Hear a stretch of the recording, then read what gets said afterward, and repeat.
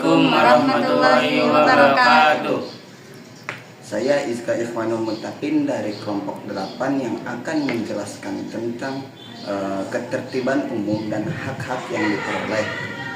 Dan di samping saya ada saudari Raisa Rofiatul Tajali, dan di samping kirinya lagi ada Muhammad Yanwar.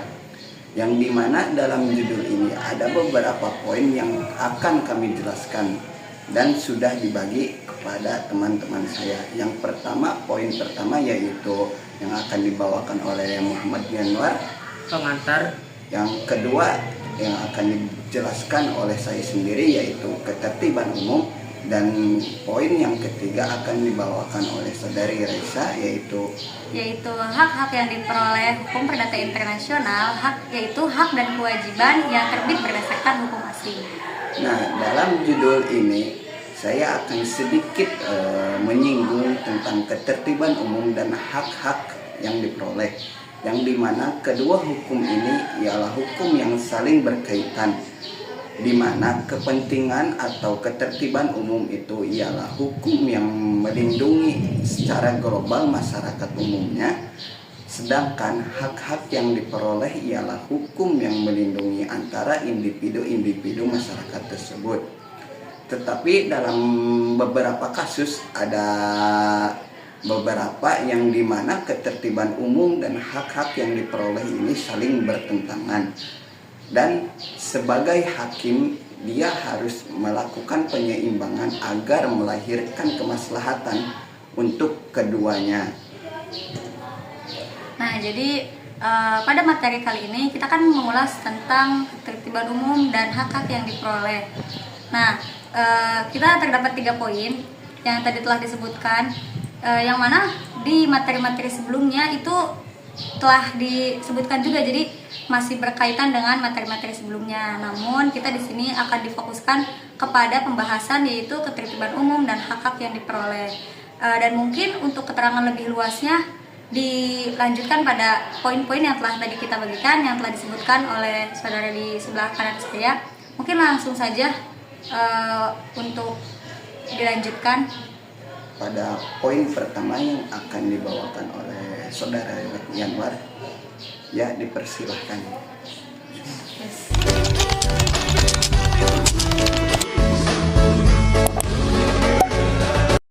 Ya baik, saya akan menjelaskan tentang poin A, pengantar ketertiban umum dan hak-hak yang diperoleh. Ketertiban umum dan hak-hak yang diperoleh adalah ketertiban umum adalah konsep dalam hukum perdata internasional yang memungkinkan pengadilan untuk tidak menerapkan hukum asing jika bertentangan dengan kepentingan umum dan nilai-nilai masyarakat. Sementara hak yang diperoleh adalah hak yang dimiliki seseorang berdasarkan hukum asing yang diakui dalam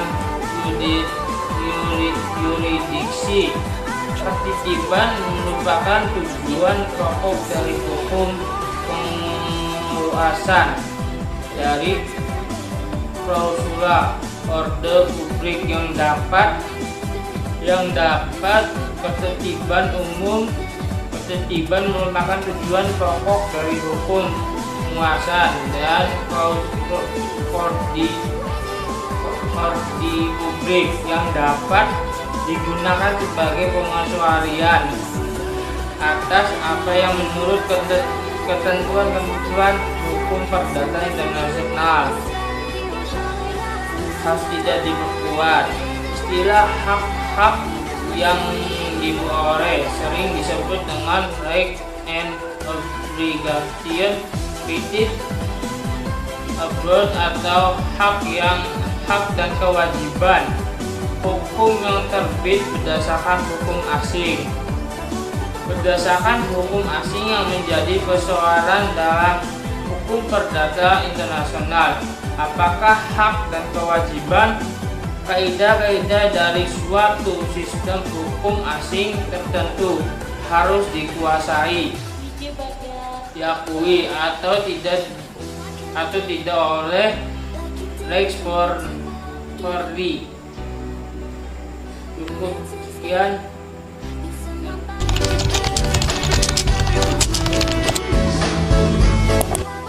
Terima kasih kepada rekan saya yaitu saudara Yanwar yang telah menjelaskan satu poin daripada judul kelompok 8 ini. Selanjutnya saya akan menjelaskan poin kedua yaitu ketertiban umum. Teman-teman sekalian, sebelum kita masuk ke penjelasan yang akan saya paparkan ini, perlu diketahui arti daripada ketertiban dan juga umum itu sendiri.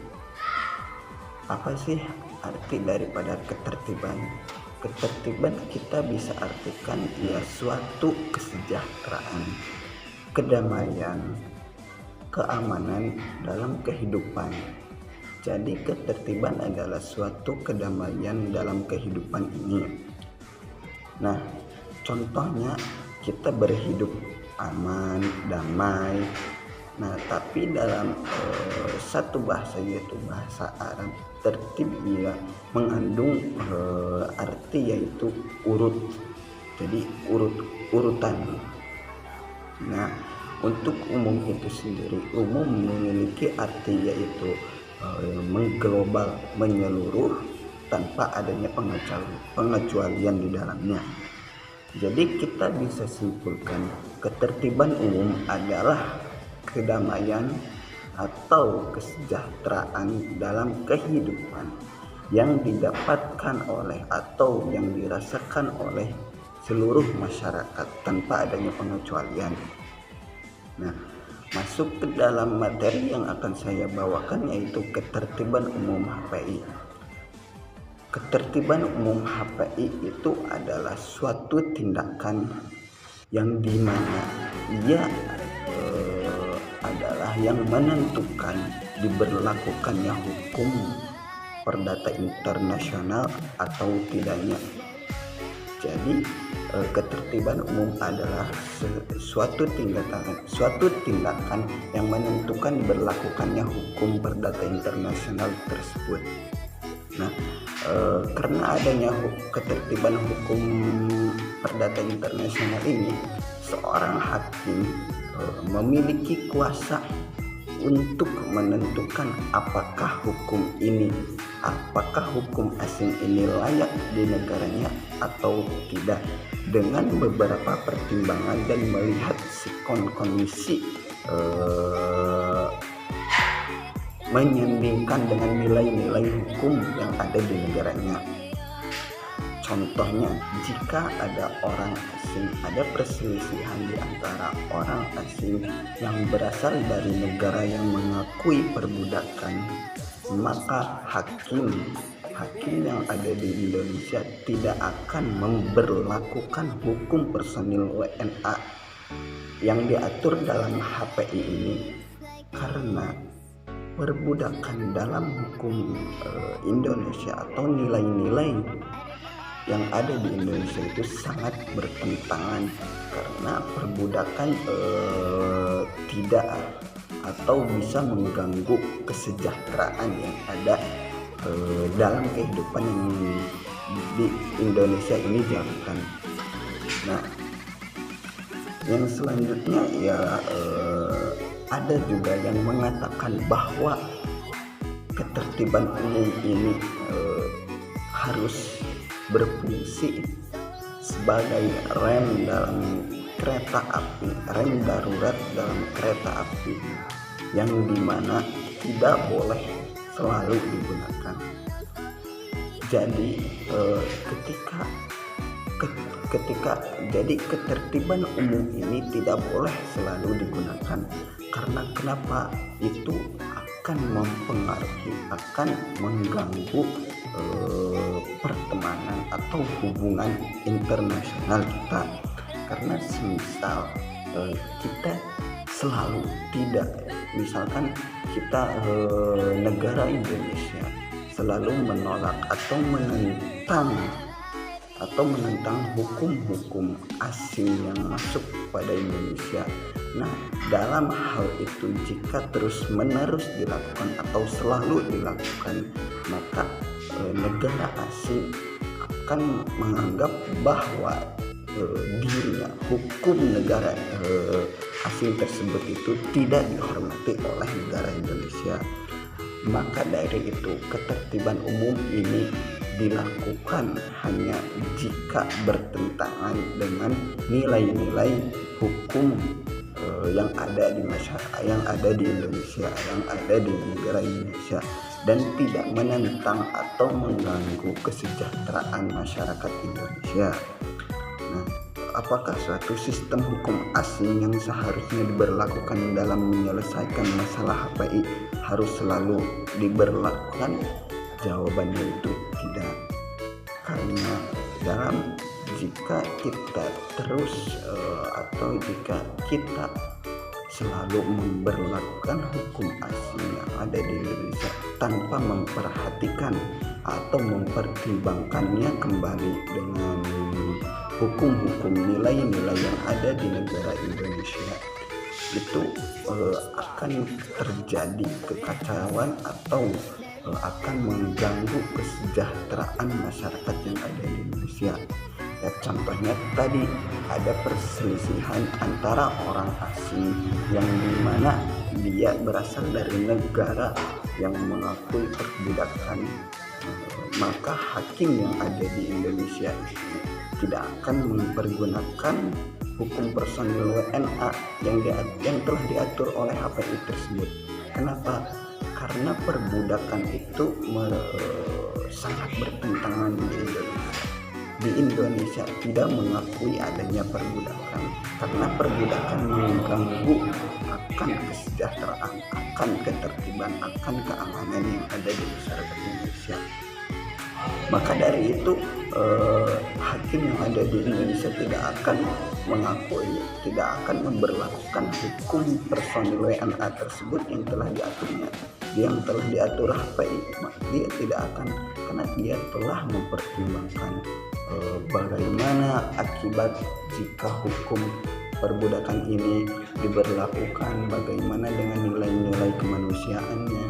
Nah, dia sudah mempertimbangkan sehingga hasil lahirlah suatu hukum yang dimana dia tidak memberlakukan hukum perbudakan tersebut. Nah, yang selanjutnya adapun prinsip yang digunakan ketertiban umum ini ialah jika ada suatu hukum asing yang menimbulkan akibat atau yang menimbulkan keributan atau yang menimbulkan kerugian bagi negara ataupun masyarakat, nah ini tidak akan diberlakukan karena tadi hukum ini, ketertiban umum ini ialah mengatur, ialah menentukan diberlakukan atau tidaknya hukum asing ini dengan beberapa pertimbangan yang telah hakim pertimbangkan, yang melalui dengan memperhatikan nilai-nilai masyarakat, memperhatikan hukum Indonesianya sendiri, memperhatikan kesejahteraan masyarakat, memperhatikan tanggapan yang akan dia dapatkan oleh masyarakat. Nah, dalam ketertiban umum ini, ketika kita ingin ketika kita sebagai warga negara, atau kita mungkin sebagai kita masuk ke negara asing, kita tidak boleh semena-mena ingin menerapkan hukum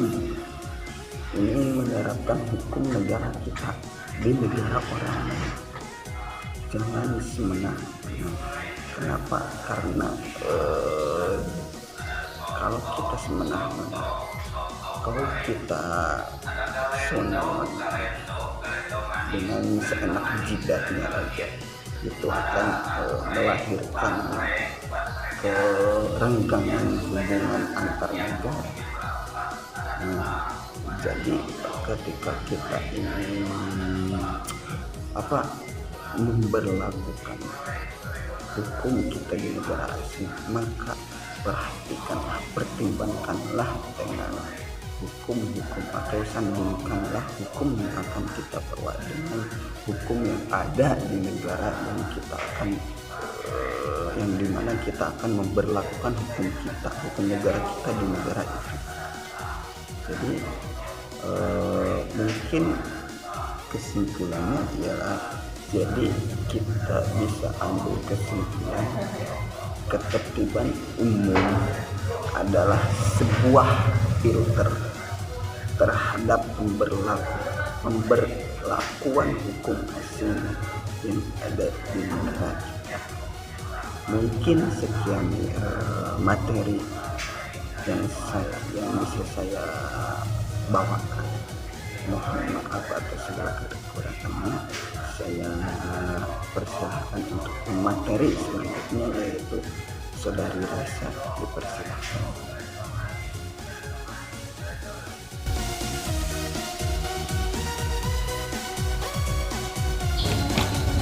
Baiklah, di sini saya sebelumnya mengucapkan terima kasih kepada rekan saya yang telah mempersilahkan saya untuk melanjutkan atau menjelaskan poin selanjutnya dari materi ini.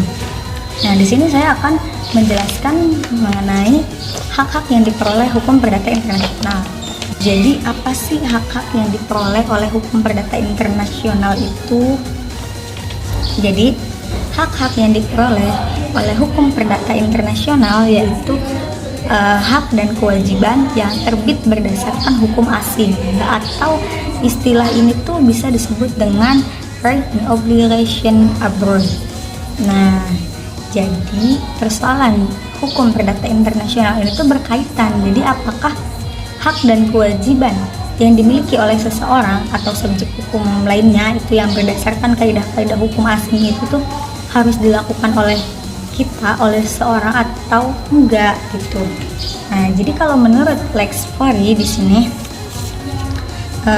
hak-hak yang diperoleh seseorang atau subjek hukum lainnya itu berdasarkan hukum asing tertentu, yaitu hampir pasti berkaitan dengan status hukum yang terbit di negara itu. Jadi status hukum yang diterbitkan oleh hukum asing itu. Nah, jadi istilah hak-hak yang diperoleh atau bisa kita sebut dengan vested right ini tuh mengemukakan pintu kayak mengemukakan untuk mempermasalahkan sejauh mana perubahan-perubahan yang terjadi terhadap fakta-fakta yang akan mempengaruhi berlakunya kaidah-kaidah hukum yang semulanya terjadi gitu, kaidah-kaidah hukum yang semula digunakan. Bisa kita contohkan ya, kayak misalnya si A atau si seorang itu tuh dia tuh punya benda bergerak atau memiliki hak dari benda bergerak. Kayak misalnya dia tuh beli mobil di negara Indonesia. Nah, tahun berikutnya dia tuh pindah negara gitu, misalnya ke Cina.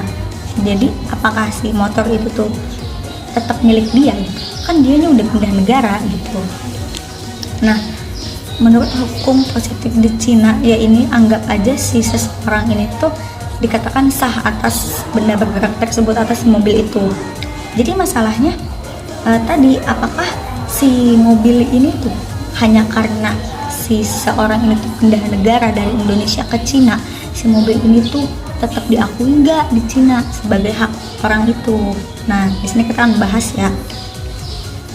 Jadi gini, kalau hakim atau hukum di Cina-nya menerima atau menganggap bahwa suatu pemilikan atas benda bergerak yang mobil tadi yang dianggap sah berdasarkan hukum yang seharusnya berlaku akan tetap diakui sah dimanapun hak itu hendak ditegakkan gitu. Jadi dapat dikatakan bahwa hukum di Cina ini tuh menerima akan prinsip dari vested right, prinsip dari hak-hak yang diperoleh ini gitu. Jadi dalam konteks ini tuh kalau kan hukum yang terbit berdasarkan hukum asing. Jadi kalau antar negara sama-sama menerima prinsip hak-hak yang diperoleh, prinsip vested right, maka hak dia dimanapun tuh tetap ditegakkan, tetap berlaku gitu. Karena negara ininya juga menerima prinsip tersebut gitu kan. Jadi sama-sama memiliki aturan yang sama-sama menerima hukum yang terbit itu berdasarkan hukum asing. Jadi di sini di negara ini diterima, di negara lain juga sama gitu, memiliki prinsip kayak gitu, menerima hak yang diperoleh gitu. Atau vested right juga tuh dapat didefinisikan tuh kayak sebagai suatu perbuatan yang dilakukan di luar forum dapat menerbitkan suatu hak yang melekat pada pihak penggugat. Nah, dan akan dilaksanakan atau diakui di forum tempat hak itu diajukan juga sebagai perkara gitu. Jadi tetap diakui gitu selagi sama-sama menerima prinsip tersebut. Kalau dalam arti yang terbatas, hak-hak yang diperoleh atau vested right di sini tuh kayak berarti hak-hak yang dimiliki oleh seseorang atau subjek hukum lainnya berdasarkan kaidah hukum asing ini tuh dapat diakui di dalam yuridiksi lex Flori gitu loh.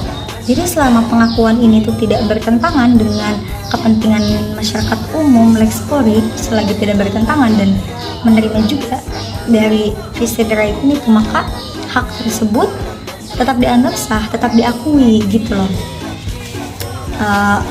Tapi dalam istilah hukum perdata internasional tuh vested right itu perubahan fakta-fakta atau keadaan hukum yang menyebabkan terjadinya suatu hubungan hukum gitu, atau keadaan hukum yang diterapkan kaidah hukum tertentu gitu. Jadi nggak akan mempengaruhi berlakunya kaidah yang semula gitu kan.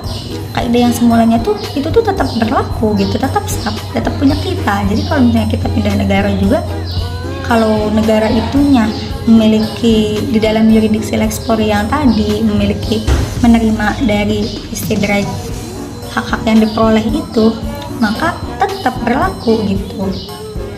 Atau bisa kita contohkan lagi kayak misalnya suatu benda yang terletak di wilayah A, benda bergerak nih, apalah gitu, di negara A, di negara apa ya, misalnya ya ini mah di negara Cina deh, Cina lagi.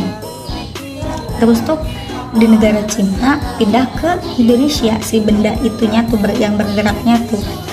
Jadi apakah hak milik benda tersebut tetap hak milik kita ketika kita pindah negara lain gitu?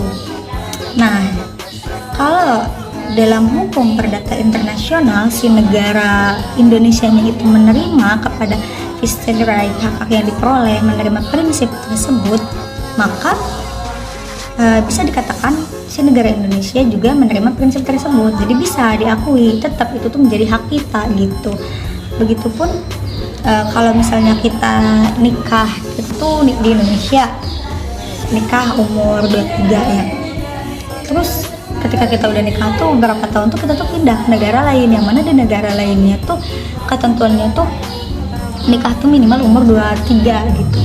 Nah jadi gimana dong sama pernikahan kita, sedangkan usia kita nikah tuh pas di Indonesia tuh 21, tapi pas di sana tuh 23. Nah ini tuh tetap bisa dikatakan sah karena balik lagi ke yang tadi, kalau misalnya si negaranya itunya menerima prinsip dari vested right ini tuh ya berarti tetap gitu, tetap sama gitu, tetap diakuin gitu.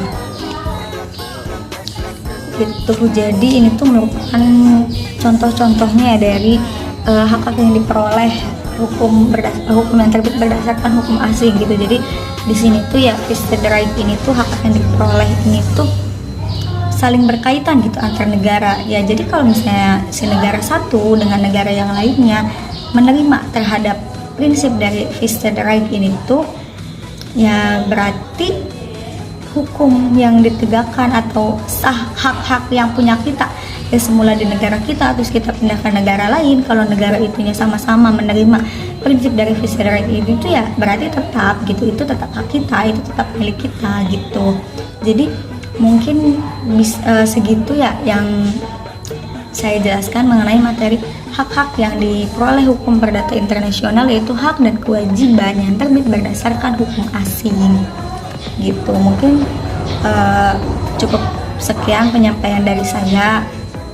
Mohon maaf apabila ada kesalahan, kekeliruan dalam kata atau penjelasan yang keliru atau lain sebagainya, itu murni kesalahan saya karena di sini saya masih dalam tahap pembelajaran gitu. Saya juga masih dalam tahap memahami gitu, jadi masih banyak hal-hal yang perlu saya pahami gitu.